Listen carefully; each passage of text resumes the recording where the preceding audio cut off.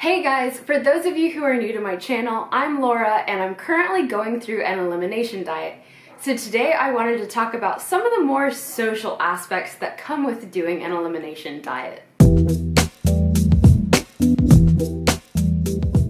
Long story short, I did a food sensitivity test that I got from EverlyWell, and 33 of the 96 foods that were tested came up as reactive.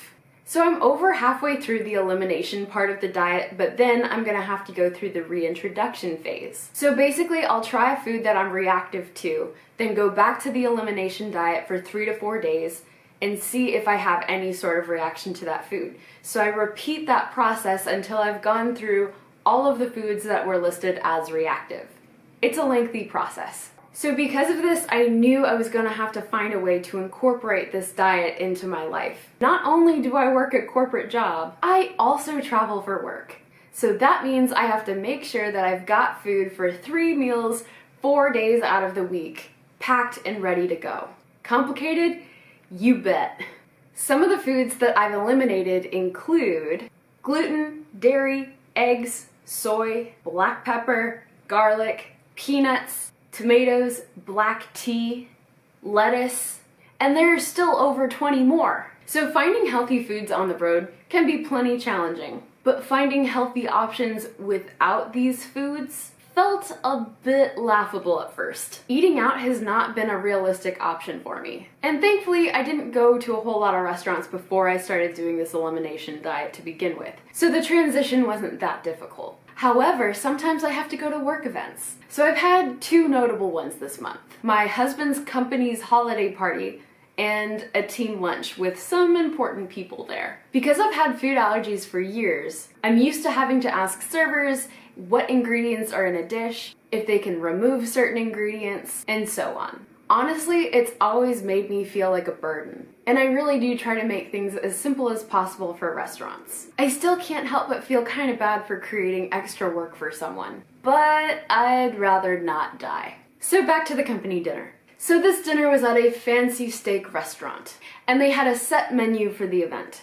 And while I knew that there was no way that I could eat anything that was on the menu, it would also look really bad if I just sat there and didn't eat anything.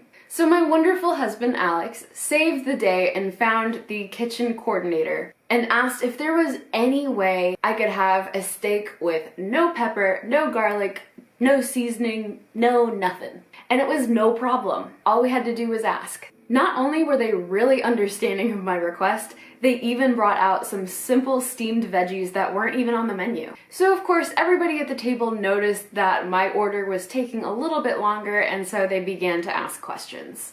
This came as no surprise. I never want to come across as high maintenance or picky, especially in front of my husband's coworkers. So I used the opportunity as a chance to educate them on what I was doing and why. Why was I doing such a crazy thing? Because this is for my health, it's so much easier to understand. And it sparked some really good conversation. Sure, I feel a little awkward when I'm trying to place an order, but I really do embrace where I am and what my limitations are. And by the way, the steak I had was ridiculously good. Alex even said that mine was better than his. And I don't think he was just being nice. So the team lunch that I went to was a little different. It was lower key, but I was with my boss and the client that I'm working for.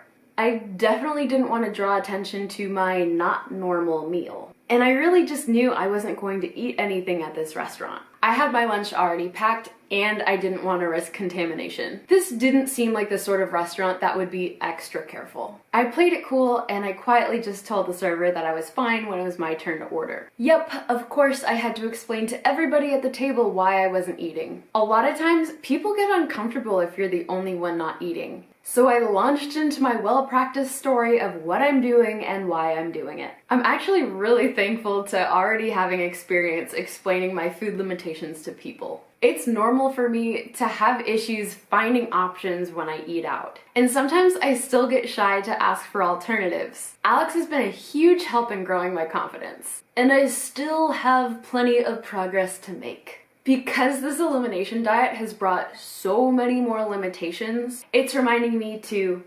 1. Be confident and own these limitations. 2.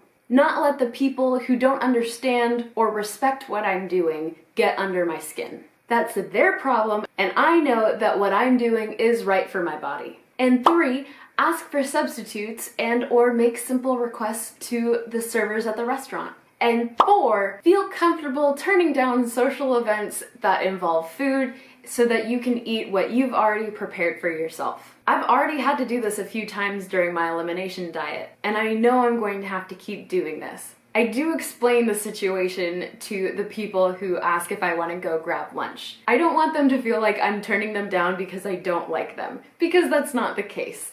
And honestly, I've been really enjoying the meals that I've been preparing for myself. And a huge part of this is because I know how I'm going to feel after I eat. Really, really good. I don't feel bloated, I don't feel heavy or weighed down, I feel satisfied. What more could you ask? What it boils down to is the more control I have over the foods that I put into my body, the better I feel. So if you're one of those lucky people who doesn't have any food allergies or sensitivities or limitations, congratulations! I am envious. But I've got a message for you too. If you're eating out with somebody who can't consume a particular food or is doing some sort of elimination diet or whatever, try not to give them a hard time. I think it's great to ask questions and learn more, but it's not cool if you make somebody feel bad about their situation. And it's really not cool if you try to peer pressure them. Try to be more mindful and supportive. There's really no need to make a big deal out of it. So I hope this video shed some light on the social realities of limiting foods from your diet. If it did, please give this video a thumbs up, and if you haven't already, feel free to subscribe to my channel. Thanks so much for watching. Bye guys!